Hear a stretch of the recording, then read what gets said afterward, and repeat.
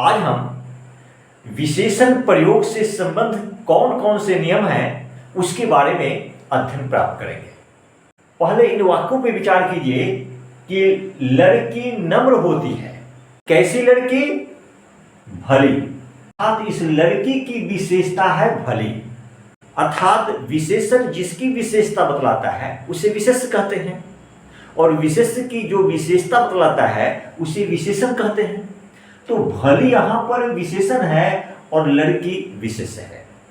यहाँ पर देखिए कि विशेष लड़की के पहले भली शब्द का प्रयोग किया गया है, और दूसरे वाक्य में है नम्र लड़की भली होती है।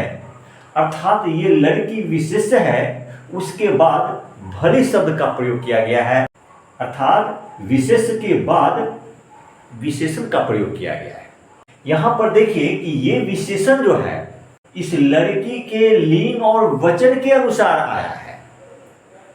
क्योंकि लड़की एक वचन स्त्रीलिंग में है, इसीलिए भली विशेषण का प्रयोग किया गया है। अर्थात इस विशेष के लिंग के अनुसार ये भली है। और यहां पर देखिए कि जब लड़की के बाद भली शब्द का प्रयोग किया गया है तब भी भली है। अब यहां देखिए पढ़ने वाले लड़के अच्छे होते हैं। ये अच्छे क्या है? विशेषण है। इस लड़के विशेष का विशेषण है अच्छे। अर्थात लड़के बहुवचन पुल्लिंग में है तो ये विकारी विशेषण अच्छा का रूप अच्छे दिया गया है, अर्थात बहुवचन पुल्लिंग रूप दिया गया है।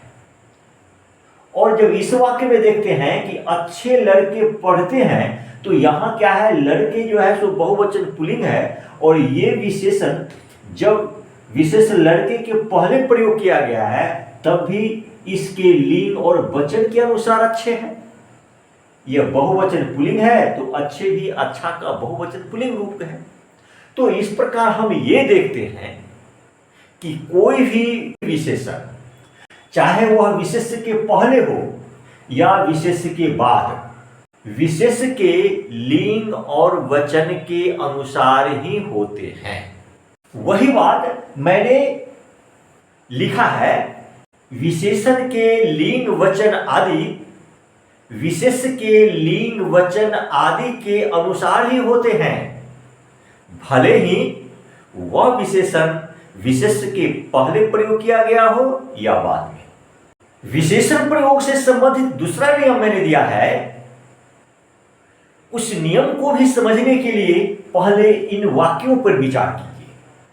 यह वाक्य है, नया पुरुष और नारियां जा रहे हैं। कौन जा रहे हैं? पुरुष और नारियां।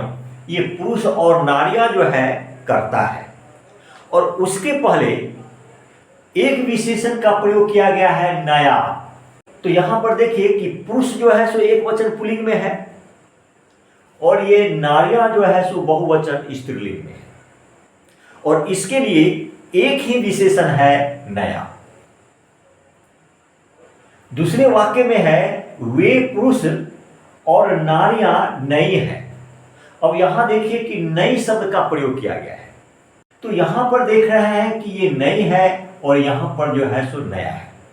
दोनों में है पुरुष नारियां।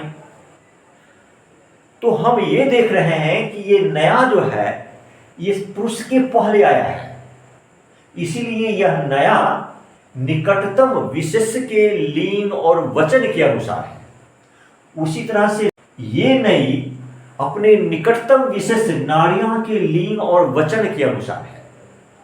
यहां पर ध्यान देने वाली बात है कि ये नया जो है अपने निकटतम पुरुष के लिंग और वचन के अनुसार है। इस नारियां से इस नया को कोई लेना देना नहीं है, सिर्फ इस पुरुष के लिंग और वचन के अनुसार ये नया शब्द का प्रयोग किया गया है। उसी तरह से इस दूसरे वाक्य में ये नई जो है अपने निकटतम विशेष नारियां के लिंग और वचन के अनुसार है। इस पुरुष के लिंग और वचन से इसका कोई मतलब नहीं है। जब एक ही विशेषण दो या दो से अधिक विशेष की विशेषता बतलाता हो तो वह विशेषण अपने निकटतम विशेष के लिंग और वचन के अनुसार होता है। वही बात मैंने यहां लिखा है, यदि एक ही विशेषण के अनेक विशेष हों तो विशेषण के लिंग और वचन निकटतम विशेष के लिंग और वचन के अनुसार होता है। विशेषण प्रयोग से तीसरा नियम मैंने दिया है, उस नियम को जानने के लिए भी इन वाक्यों पे विचार कीजिए। ये वाक्य है, वह लड़का पढ़ता है। कौन पढ़ता है? लड़का। कैसा लड़का? वह लड़का। यह एक क्या है? वह क्या है? एक सर्वनाम है, और यह सर्वनाम संज्ञा लड़का के पहले आकर के विशेषण का काम करता है, इसीलिए वह यहां पर सर्वनामिक विशेषण है। उसी तरह से वे भी यहां पर सर्वनामिक विशेषण है, उसी तरह से उस और उन भी सर्वनामिक विशेषण है। तो यहां पर ध्यान देने वाली बात यह है कि लड़का पढ़ता है। कौन पढ़ता है? लड़का। लड़का यहां पर करता है और एक वचन में है। कर्ता कारक के एक वचन में ये लड़का है। अगर इस लड़का के बदले हम किसी सर्वनाम का प्रयोग करना चाहें तो वह एक वचन कर्ता के रूप में ही होगा, और वह होगा वह। उसी तरह से वे लड़के पढ़ते हैं, और यहां पर देखिए कौन पढ़ते हैं? लड़के। लड़के भी बहुवचन पुल्लिंग के शब्द है। अगर हम इस लड़के के जगह पर किसी सर्वनाम का प्रयोग करना चाहते तो वह प्रयोग होता वे। ध्यान दीजिए, अन्य वाक्य में क्या है? उस लड़का का भाई पढ़ता है। यह लड़का जो है एक वचन संबंध कारक में है, और जब वह का एक वचन संबंध कारक की रूपावली ढूंढते हैं तो वह होता है उस। अगर इस लड़का के बदले में सर्वनाम ढूंढते हैं तो वह सर्वनाम होगा उस।